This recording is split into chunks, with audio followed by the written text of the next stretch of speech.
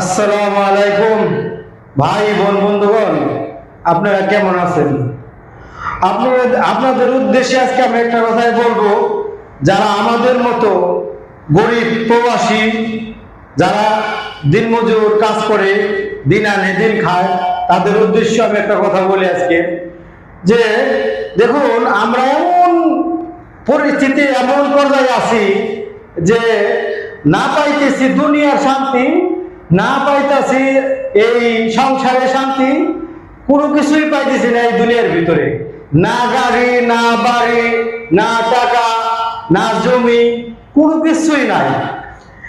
আবার আমরা এত কষ্টের কাজ করে প্রবাসীতে যায় কি করি, রুমে যায় শুয়ে থাকি, আর তা নাহলে কেউ খানা বানায়।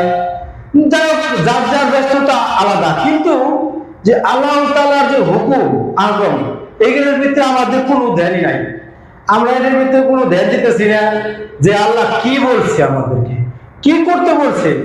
শুধু এই দুনিয়ায় সংসার করলেই চলবে না, আরো কিছু আমাদের কাজ আছে, আল্লাহর হুকুম হাকুম আছে, এইগুলা পালন করতে হবে।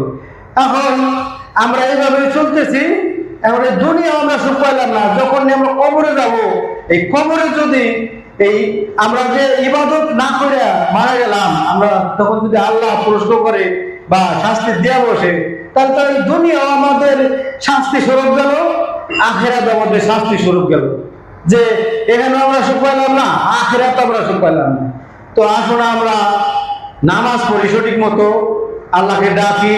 যদিও আমরা গরিব, তারপর আমরা চাইবো যে আল্লাহকে ডাকি। আল্লাহ যদি এই দুনিয়াতে পাইলাম না, যদি আখিরাতে আল্লাহ তাআলা খুশি থাকে, তাহলে যদি জান্নাতটা দেয়, তাহলে তো আমাদের জন্য আর কোনো খুশির খবর প্রয়োজন নাই, তাই না? তাহলে শুধু শুধু সময় নষ্ট করে আমরা মনে করতেছি যে আমরা গরিব বলে আল্লাহ এমনি মাফ করে দিব। আমরা গরিব বলে আল্লাহ, যে ওই যে একটা মানুষ ছোট একটা হাদিস শুনছে যে গরিব রে আগে জান্নাতে দিব বা গরিব আগে জান্নাতে যাব, এটা মনে করে মানুষ নামাজও পড়ে না, আল্লাহ তাআলার গুণগানও ঠিক মতো করে না। ঠিক আছে, রুমে যায় টপ করে শুয়ে পড়ে।